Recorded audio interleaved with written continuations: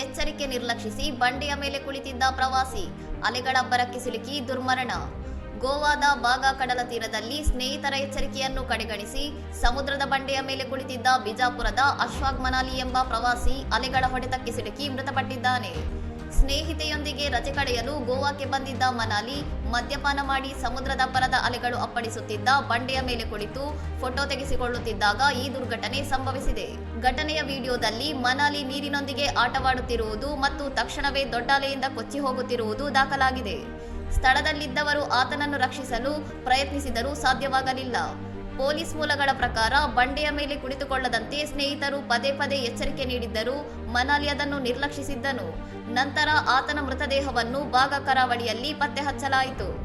ಮಳೆಗಾಲದಲ್ಲಿ ಕಡಲ ತೀರದ ಬಂಡೆಗಳು ಅತಿಯಾಗಿ ಜಾರುತ್ತಿರುತ್ತವೆ. ಅಲೆಗಳ ಹೊಡೆತಕ್ಕೆ ಸಿಲುಕುವ ಸಾಧ್ಯತೆ ಹೆಚ್ಚು ಎಂದು ದೃಷ್ಟಿ ಮೆರೈನ್ ಸಂಸ್ಥೆ ಈಗಾಗಲೇ ಪ್ರವಾಸಿಗರಿಗೆ ಎಚ್ಚರಿಕೆ ನೀಡಿದೆ. ಅಪಾಯಕಾರಿ ಪ್ರದೇಶಗಳಲ್ಲಿ ಹೋಗದಂತೆ ಸರ್ಕಾರ ಸೂಚನಾ ಫಲಕಗಳನ್ನು ಹಾಕಿದ್ದರೂ ಇಂತಹ ಅಜಾಗರೂಕತೆಯು ಜೀವಹಾನಿಗೆ ಕಾರಣವಾಗುತ್ತಿದೆ. ಪ್ರವಾಸಿಗರು ಇಂತಹ ಸ್ಥಳಗಳಲ್ಲಿ ಸಂಚರಿಸುವಾಗ ಅತ್ಯಂತ ಎಚ್ಚರದಿಂದ ಇರಬೇಕೆಂದು ಅಧಿಕಾರಿಗಳು ಮನವಿ ಮಾಡಿದ್ದಾರೆ. ಇನ್ನಷ್ಟು ಸುದ್ದಿಗಳಿಗಾಗಿ ನೋಡ್ತಾ ಇರಿ ಸೌರಂ ಟಿವಿ.